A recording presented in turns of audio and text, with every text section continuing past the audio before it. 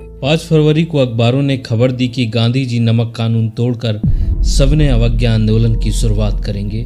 नमक सत्याग्रह 12 मार्च को शुरू होगा और 6 अप्रैल को दांडी में गांधी जी द्वारा नमक तोड़ने के साथ इसका खात्मा होगा।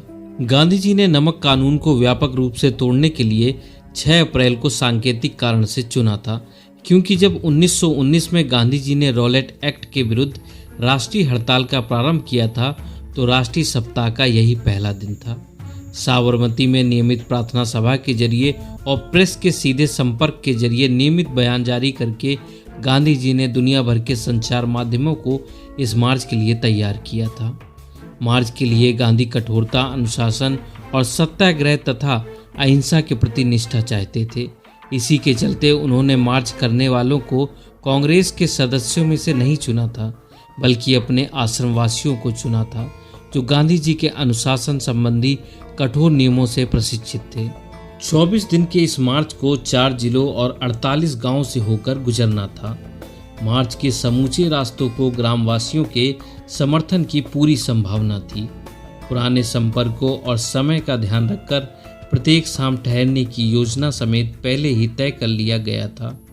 गांधी जी ने मार्च से पहले प्रत्येक गांव में स्काउट भेजे ताकि स्थानीय निवासियों की जरूरत के आधार पर रात में रुकने की हर एक जगह वह अपने भाषणों की योजना बना सके। 2 मार्च 1930 को गांधी जी ने वायसराय लॉर्ड इरविन को यह प्रस्ताव लिखकर भेजा कि अगर वो भू राजस्व में कमी, सेना के खर्च में कटौती, विदेशी वस्त्रों पर टैक्स और नमक कानून के खात्मे सहित 11 मांगे मान ले तो गांधी जी यह मार्च यहीं रोक सकते हैं। सबसे मजबूत अपील उन्होंने नमक के बारे में ही की थी, पर गांधी जी की ये मांगे नहीं मानी गईं। इसके बाद 12 मार्च 1930 को लगभग 78 पुरुष सत्याग्रहियों के साथ गांधी जी साबरमती के शुरुआती बिंदु से 240 मील दूर तटीय गांव दांडी के लिए पैदल निकले। इस यात्रा में कुल 23 दिन लगने थे। उन दिनों स्टेट्समैन नाम का आधिकारिक समाचार अखबार हुआ करता था, जो अक्सर गांधी जी के कार्यक्रम में लोगों की संख्या को आमतौर पर घटाकर बताता था, लेकिन उसके अनुसार भी अहमदाबाद से साबरमती को जोड़ने वाली सड़क पर 1 लाख लोग खड़े थे। पहले दिन 21 किलोमीटर चलने के बाद असलाली गांव में पड़ाव डाला गया। गांधी जी ने लगभग 4000 लोगों की भीड़ के सामने भाषण दिया। असलाली और जिन भी गांवों से मार्च गुजरता, लोग चंदा एकत्र करते और सत्याग्रही नए नए भर्ती होते। जो ग्रामीण अधिकारी ब्रिटिश शासन के साथ काम कर रहा होता था, अगर वो उनका सहयोग खत्म करना चाहता था तो उनसे इस्तीफा लिया जाता था। जैसे ही पदयात्री गांव में घुसते तो गांव में ढोल और शंख बजाते हुए भीड़ उनका स्वागत करती थी। गांधी जी अपने भाषणों में नमक कानून को अमानवीय कहकर उस पर हमला करते थे और नमक सत्याग्रह को गरीब की लड़ाई बताते थे। गांधी जी प्रत्येक रात खुले आसमान के नीचे सोते और ग्रामीणों से सादा भोजन और नहाने धोने की जगह के अलावा कुछ नहीं मांगते थे। गांधी जी को लगा कि इससे स्वाधीनता की लड़ाई में गरीब भी शामिल होंगे। जीत के लिए इनकी मौजूदगी भी बहुत जरूरी थी। हजारों सत्याग्रहियों और सरोजिनी नायडू जैसे नेताओं ने उनका साथ दिया। रोज अधिकाधिक लोग इस मार्च में शामिल होने लगे। सूरत में 30,000 लोगों ने उनका स्वागत किया। जब वो दांडी के मुहाने पहुंचे तो 50,000 से ज़्यादा लोग एकत्र थे। रास्ते भर गांधी जी इंटरव्यू देते और लेख लिखते रहे। विदेशी पत्रकारों ने उनका नाम यूरोप और अमेरिका के घर घर में पहुंचा दिया था। मार्च के लगभग अंत में गांधी जी ने घोषित किया कि सत्ता के विरुद्ध सत्य की इस लड़ाई में मुझे सारी दुनिया की सहानुभूति चाहिए।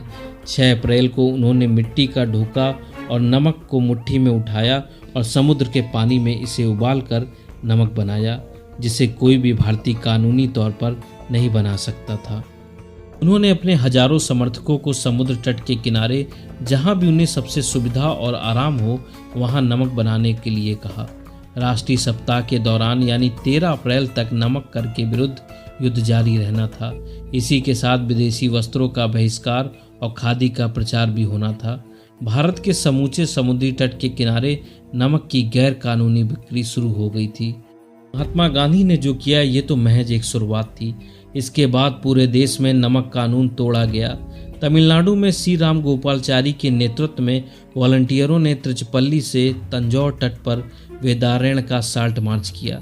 मालाबार से मशहूर वाइकम मंदिर प्रवेश सत्याग्रह के नेता ने केलपन के नमक तोड़ने के लिए कालीकट के प्यानूर तक की यात्रा की। समूचे तटीय क्षेत्र में इसी तरह की जन गोलाबंदी हो रही थी।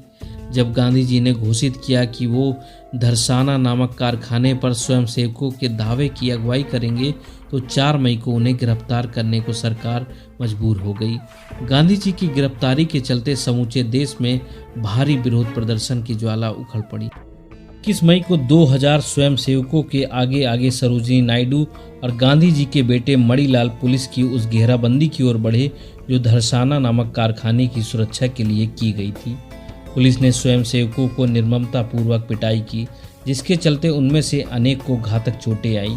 अनेक जगहों पर नमक सत्याग्रह जन आंदोलन बन गया। बम्बई के एक उपनगर वडाला के नमक के कारखाने पर 1 जून को हुए धावे में 15,000 लोगों की भीड़ शामिल रही, जिसने पुलिस घेरा तोड़कर नमक पर कब्जा कर लिया। कर्नाटक में सन्नीकट्टा नामक कारखाने पर हुए ऐसे ही धावे में 10,000 लोगों ने पुलिस की लाठी गोलियों की परवाह न करते हुए अपना काम किया। बंगाल में मदिनापुर से लेकर सुदूर दक्षिण में तमिलनाडु तक समूचे पूर्वी तटीय क्षेत्रों में भारी संख्या में लोगों ने नमक कानून तोड़ा। इसके बाद 5 मार्च 1930 को गांधी जी ने अस्थायी संधि पर जब हस्ताक्षर कर दिया तो उन्हें रिहा कर दिया गया। इसके बाद भी गांधी जी रुके नहीं। इसके बाद 8 मई 1930 को गांधी जी ने दलित आंदोलन में भाग लिया। इसके बाद 1942 में उन्होंने भारत छोड़ो आंदोलन की शुरुआत की। महात्मा गांधी उन महापुरुषों में से एक थे जिन्होंने भारत की आज़ादी के लिए अपनी जी जान लगा दी। मिलते हैं अगले वीडियो में, तब तक के लिए जय हिंद, धन्यवाद।